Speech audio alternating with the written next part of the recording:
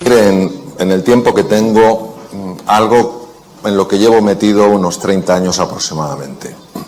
Hoy en día el mindfulness es algo que está muy de moda, es algo que, bueno, pues que es muy conocido, sobre todo por los grandes descubrimientos de la medicina, que exploraremos algunos. Pero es algo verdaderamente antiguo, en el sentido de que, como iremos observando y descubriendo, es el resultado de una investigación muy profunda hace montones de años, que la ciencia médica en los últimos 30 años sencillamente ha mostrado, no ha demostrado su valor, porque ese valor se ha demostrado a lo largo de muchos siglos, ha mostrado por qué se produce ese valor. El doctor Benson fue mi primer maestro y fue el primer científico a nivel mundial que se interesó por el mindfulness. El Occidente rechazaba todo lo que es la meditación. El origen de la palabra mindfulness es del lenguaje Pali. Pali es el que hablaba Buda, aunque muchos escritos están en sánscrito, su lenguaje coloquial, igual que el de Cristo, era el arameo, el de Buda era el Pali. Pali es Sati, y Sati quiere decir estar en el presente para ver las cosas como realmente son, no como te parece que son, como realmente son. Por ejemplo, esta mesa, ¿verdad que la vemos como sólida? Esta mesa fundamentalmente es hueca, pero yo sé que la percibimos como sólida. ¿Por qué? Porque los átomos, para que os hagáis una idea de lo que es un átomo tendría, si hacemos una comparación, un átomo sería un balón de reglamento colocado en el centro de Londres, y la corteza, que fundamentalmente es un espacio vacío con algún electrón dando vueltas, sería todo Londres, una ciudad que tiene 50 kilómetros de diámetro. Entonces, fundamentalmente hueco, pero nuestra percepción lo vemos como sólido.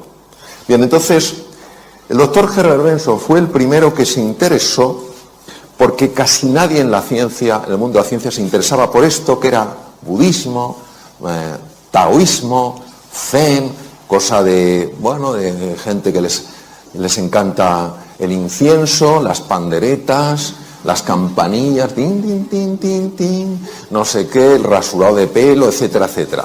Dijo, ¿y si hubiera algo más? Y este hombre, ¿por qué le interesaba saber si había algo más? Porque él estaba muy preocupado con sus enfermos. Él, como cardiólogo muy reconocido en la Universidad de Harvard, se encontraba con el problema de que había muchas personas que tenían hipertensión arterial y que la medicación no era suficiente. De repente se enfadaban con alguien y se disparaba su tensión. Y claro, si te dispara mucho la tensión, ese es el problema que puedes tener. Que te rompe un vaso sanguíneo, en fin, un infarto, un ictus, lo que sea. Dijo, tiene que haber otro sistema. A ver, ¿qué pasa cuando uno se hace una pregunta e insiste en su pregunta? ¿Qué pensáis que pasa?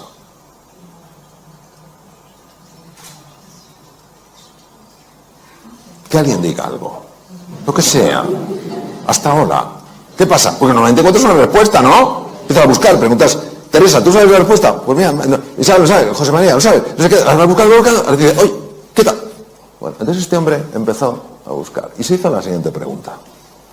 ¿Puede haber algo que no contemple la realidad médica, pero que pueda tener un impacto en la hipertensión arterial? ¿Puede haber algo que tenga la capacidad de mejorar la función cardíaca, de proteger al corazón, y que sea desconocido por la ciencia médica? Es decir, en la realidad médica, ¿qué hay?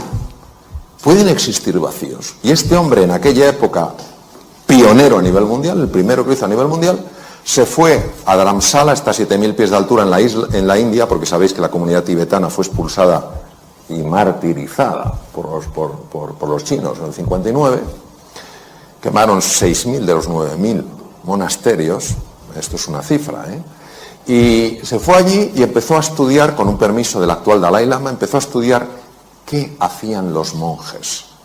Porque le habían llegado ideas, a través sobre todo de un libro, de que los monjes eran capaces de activar ese sistema del que hablabas tú, Santiago, que es el sistema que protege al organismo, el sistema parasimpático. Yo me acuerdo,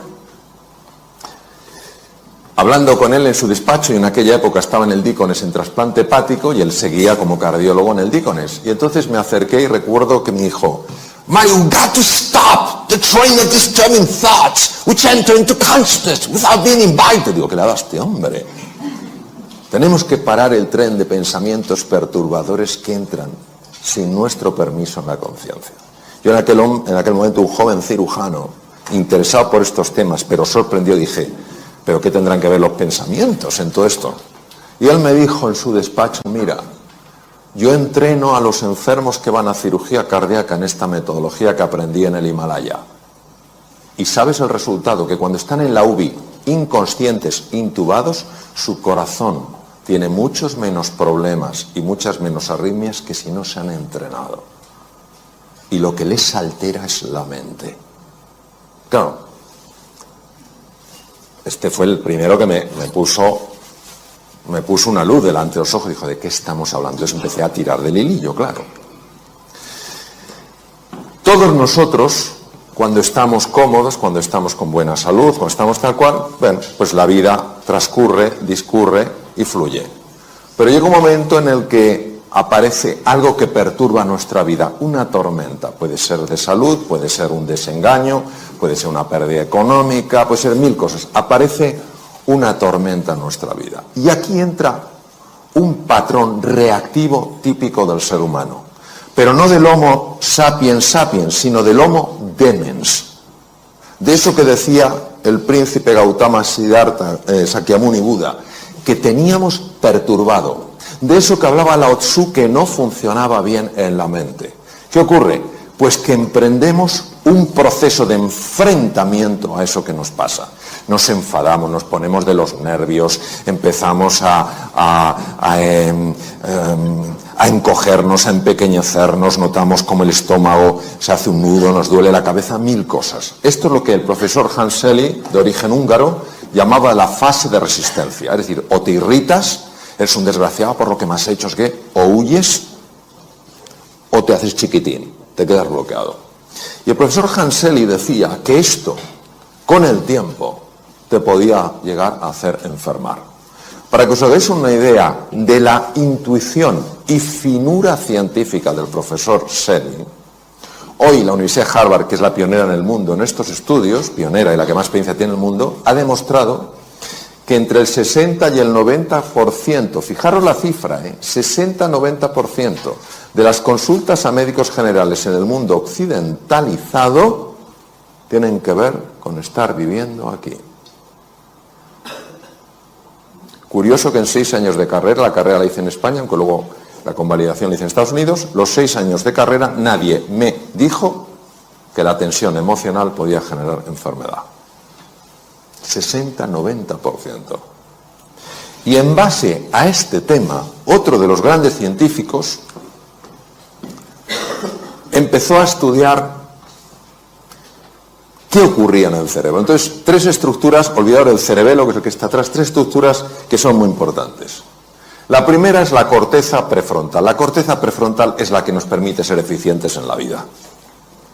Cuando tú eres fino tomando decisiones, cuando estás entendiendo las cosas con profundidad, cuando aprendes cosas nuevas, casi, no con todo el esfuerzo que normalmente algo nuevo lleva, sino que notas que vas fluyendo, es que la corteza prefrontal funciona excepcionalmente bien.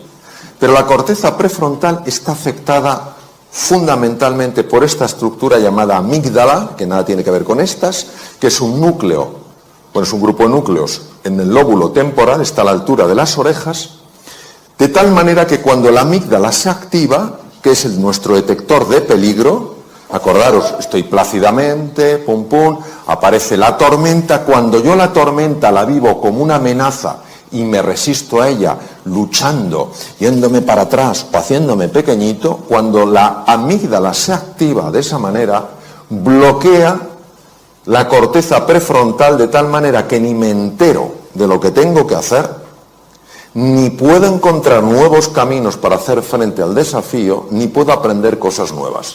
En el mundo VUCA, volátil, incierto, complejo y ambiguo actual, en el que todos estamos, y que muchas personas están viviendo como una amenaza, es normal que haya caído la productividad, haya caído la creatividad y se estén dañando las relaciones interpersonales. ¿Qué se hace desde la medicina? Ansiolíticos y antidepresivos para neutralizar la amígdala. No digo que en algunos casos no estén indicados, pero ¿y si hubiera un sistema más natural para neutralizar la amígdala? Y luego otra estructura aquí que tiene forma de cabito de mar, que se llama hipocampo, y el hipocampo es uno de los grandes reguladores de la amígdala. Si el hipocampo baja de tamaño, la amígdala es más activa, es decir, nuestro detector de peligro salta antes. Por ejemplo, ¿qué tal estás? ¿Por qué? ¿Entendéis? Ha saltado demasiado. Probablemente porque el hipocampo está pequeño. Os voy a dar dos cosas importantes. El hipocampo aumenta de tamaño con el mindfulness. Esto lo ha demostrado la doctora Lazar, que trabaja también en Harvard, en el Hospital General de Massachusetts. El hipocampo aumenta de tamaño con el mindfulness. Y también con el ejercicio físico. Las personas que hacen ejercicio físico normalmente toleran mucho mejor ciertos embates de la vida, notan que están más tranquilos. ¿Por qué? Porque su amígdala está más controlada por el hipocampo. Cuando una persona está súper tensa, súper estresada y no encuentra sus espacios de calma, esos espacios de silencio, baja el tamaño físico del hipocampo porque mueren neuronas y la amígdala se enloquece, entonces se vuelve una persona más reactiva. La belleza del mindfulness actuando sobre el hipocampo, como ha demostrado la doctora Lazar en el Mass General, es que al engrosar el tamaño, al haber más neuronas, porque aquí sí se forman más neuronas, al haber más conexiones, es más difícil que las tormentas de la vida, que a todos nos sacuden en un momento u otro, de mayor o menor intensidad, te desequilibren, te enajenen, te saquen del eje. ¿Qué es lo que pasa? ¿Qué es lo que descubrieron sobre todo Buda y Lao Tzu? Descubrieron que la mente está enferma. Y como la mente está enferma, se impone al mundo real. El mundo real es uno, pero yo construyo un mundo mental que se superpone al mundo real y lo bloquea. Os pondré un ejemplo, porque si no esto es un poco raro. Hace 500 años el mundo ¿cómo era? ¿Plano o redondo? Alguien que es muy así dice, yo igual. Igual. Vamos, ¿quién piensa en todas las salas que hay? Que levante la mano quien piense que hace 500 años el mundo era plano. Muy bien. Que levante la mano quien piensa que el mundo era redondo. Muy bien. Vamos a ver.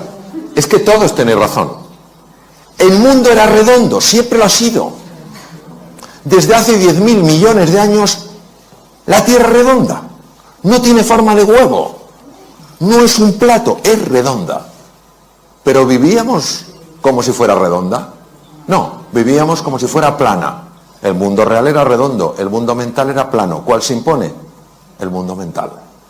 Nadie, salvo Colón, se atrevió a cruzar aquello que era el límite. Y entonces, el que descubrió que el límite era el comienzo.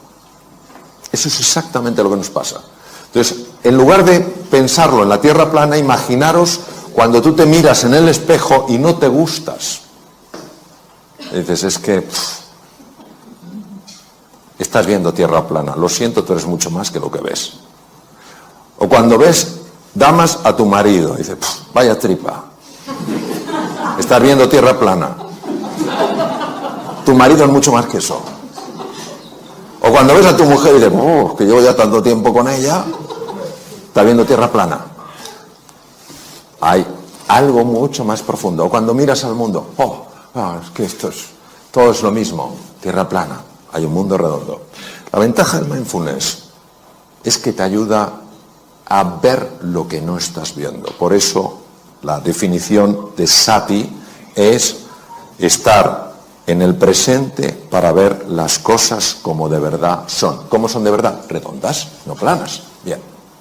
Este es otro de mis maestros, Judson Brewer, que además toca maravillosamente el violín, y ha descubierto una cosa fascinante.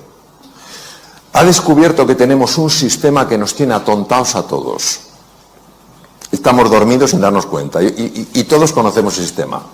El sistema se llama DFN, Default Mode Network, y es el que hace que tú puedas conducir sin saber que estás conduciendo. Esto lo conocemos todos, ¿no? Pero dices, ¿será posible? O sea, estoy pensando en 1000 cosas y sin embargo, como que el coche va solo, ¿sí? Pues que sepamos que esto aumenta significativamente la posibilidad de tener un accidente. Significativamente. ¿Por qué? Porque ¿dónde no estás? En el presente. ¿Dónde estás?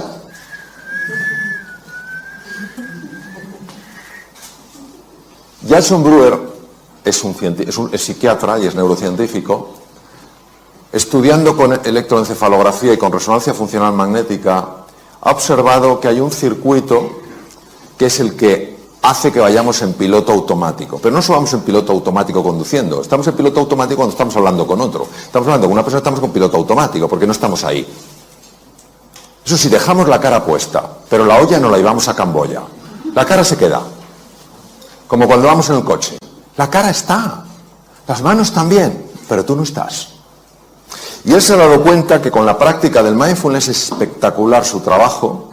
Con la práctica del mindfulness se consigue reducir la intensidad de este circuito y activar otro circuito que es el más importante para ver las cosas como son y para tomar las decisiones que a ti te ayudan para salir adelante, para mejorar tu productividad, para ser más creativo, para ganar más dinero, para ser más cariñoso con los demás. Es sorprendente porque hace 2500 años estos científicos de la mente lo intuyeron. Hoy la ciencia lo muestra. Es lo único que hace, no lo descubre, lo muestra. Desvela lo que estaba velado. ¿Qué pasa con el mindfulness? Que en el mindfulness tú al principio te ves aquí, crees que no hay nada especial, parece que es solo cerrar los ojos, y entonces poco a poco, conforme vas practicando, empiezas a ver cosas que antes no veías, ni siquiera podías predecir desde aquí. Por eso, cuando una persona, le comentaste tú, Santiago, dice, yo lo que quiero es mejorar mi salud, yo lo que quiero tal cual, está generando una tensión que impide que veas esto. Tú estás andando esto porque quieres conocerte mejor, porque quieres comprenderte más. Y a base de hacer eso, tú vas descubriendo cosas que antes no veías.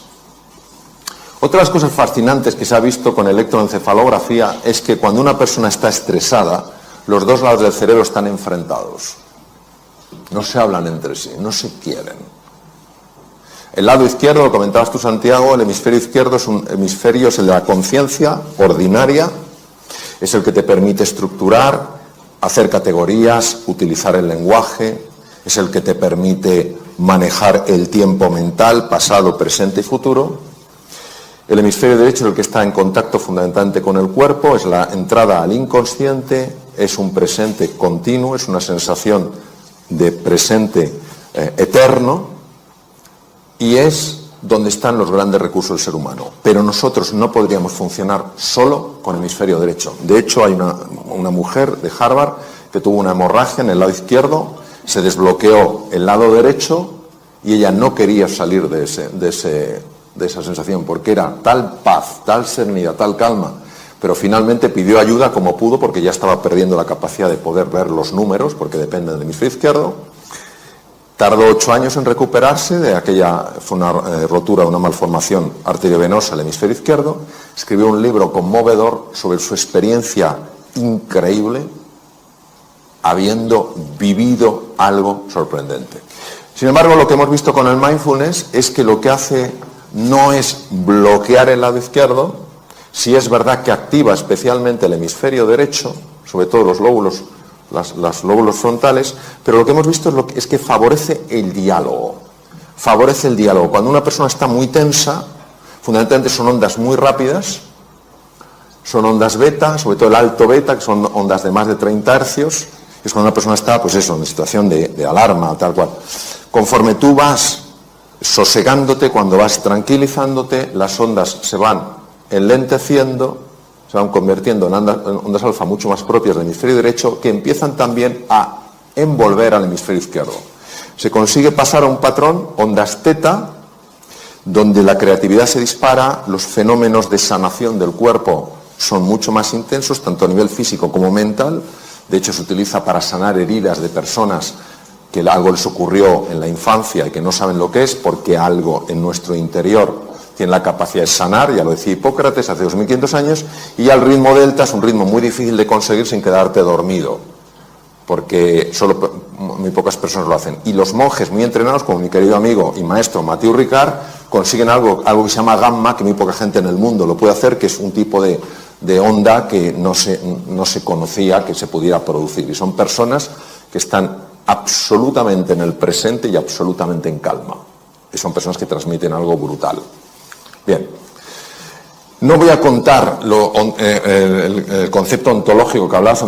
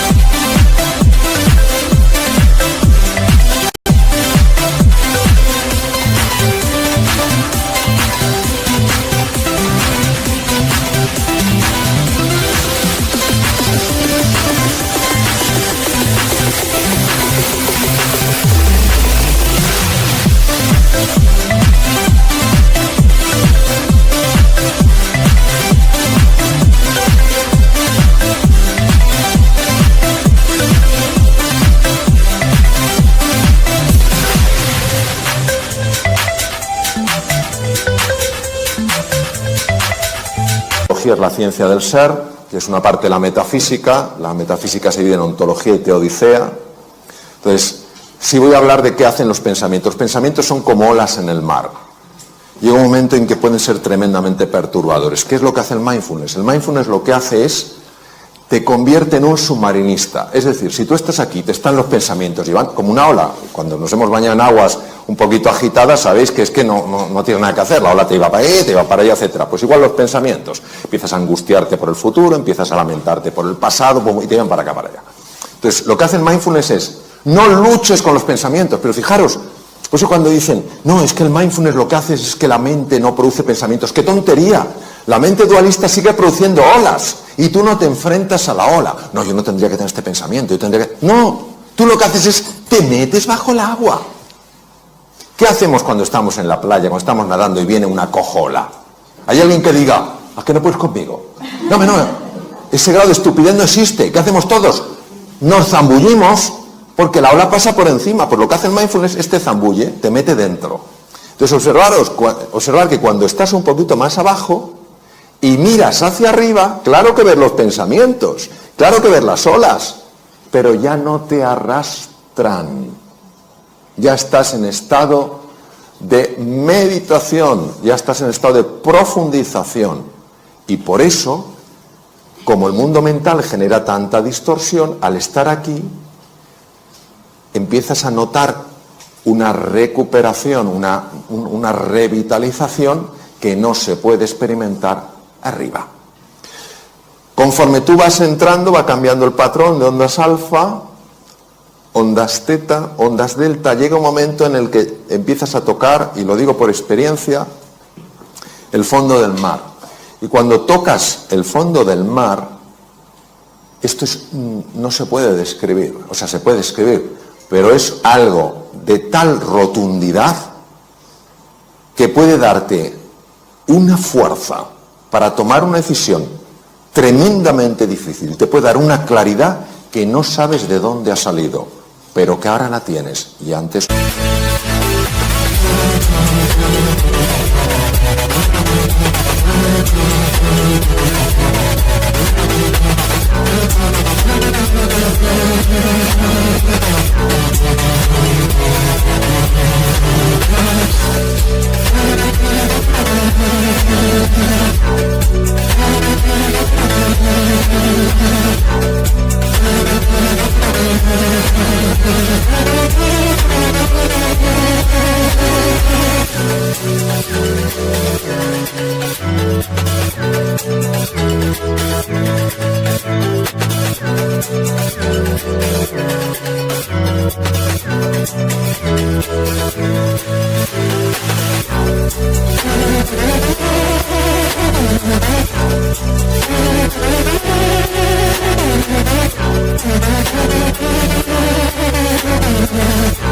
No las tenías.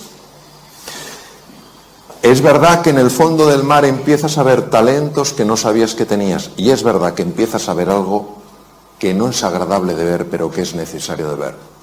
Empiezas a ver que algunas de las cosas que más te molestan en la vida las estás provocando tú sin saber que las provocas. Porque nosotros somos todos muy hábiles viendo el efecto de las cosas, pero no viendo la causa. ¿Me entendéis a que sí? Cuando tú lo ves, ¿es una mala o una buena noticia? ¿Qué me decís? José, tú que eres un jurista de primer nivel mundial, ¿el desconocimiento de la ley te exime de su cumplimiento? No. Me decía, esperaba una pregunta más compleja. Me iba diciendo, más de mi nivel es lo que doy, José. Bien, pues lo mismo. Que tú no sepas que estás causando eso no evita que sigas experimentando los efectos de eso.